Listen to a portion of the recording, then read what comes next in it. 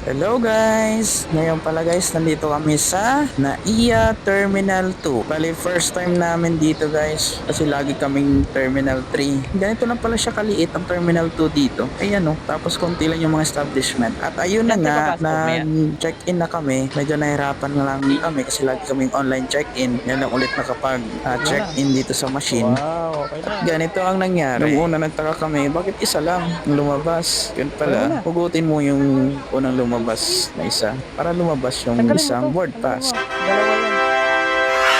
At Oh. yun, sumakses din. Pagkatapos na yung mag-check-in guys, ayun, waiting na lang kami sa flight namin. At ang oras ng flight na namin, ayan, pila na kami dyan. Tapos mahigpit pala si AirAsia guys pagdating sa baggage. Sumbangin nila lahat ng dala mo, tsaka yung maliit mong carry. Kailangan total of 7 kilograms lang talaga siya. Pag lumagpas pala yung gamit nyo guys ng 7 kilograms, sa 2,400 yung babayaran nyo. Kaya much better iumbangin nyo na bago kayo magbiyahe para hindi na rin maabala. Yun guys, so nakarating na kami sa Boracay Airport. Hindi ako nakapag-video guys kasi bawal daw kasi. Ayan, dito na kami, nag-aantay na kami ng tricycle para sasakay papuntang Jetty Port. Much better guys na nakabook na kayo for travel and tours or nakabook na kayo online na ticket yung padire-diretso na hanggang hotel nyo para smooth yung travel nyo papuntang Boracay. Pagdating nyo pala ng Jetty Port guys, kung nakapag-book kayo online, pakita nyo lang yung iPass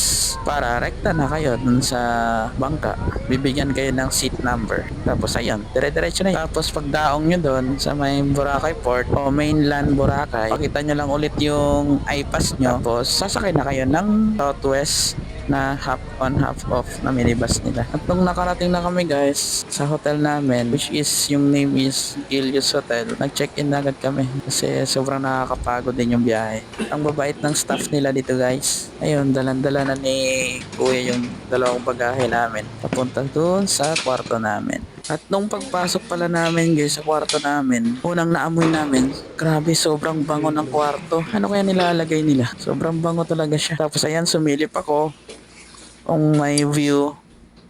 Ay, Ano kakahuyan. si Tarzan? Walang view guys. At yun guys, tapos makapagpahinga ng kaunti, dito kami kumain malapit sa D-Mall. Anong feeling? Second balik mo na dito. Masaya po ako. Ayun na. Ay. Wow. Wow. Sarap. Ang sarap. Look at that. Yun, no? May picture mo. Ang tuwa na naman siya, oh. Kain na naman, no? Sarap kaya luto nila dito. Ano? Sa I Love Barbecue.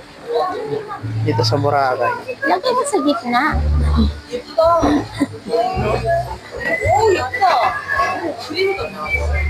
Thank you pa.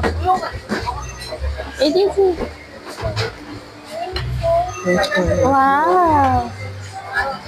I Love Barbecue sa Boracay. Ganda din. Ano, kain na? Dati yung magkain, dinadasalan, ngayon pinipicturan. Gabi oh. Titingin ako souvenir. Hello. Hi. Ito ang D-Mall. Na pangalawa na namin napuntahan. Hindi. The Mall. Pwede magpaano, ano yung caricature? Alam, pre. Ayun mo ako, pre. Ayan na. Saan tayo bubungad? Ito, chocolateria. Yung mga ano, masarap na hot chocolate. Ay, baby back ribs. Masarap ba ang baby back ribs? Lagi kong nakikita yun. Tapos, ano siya, mahal.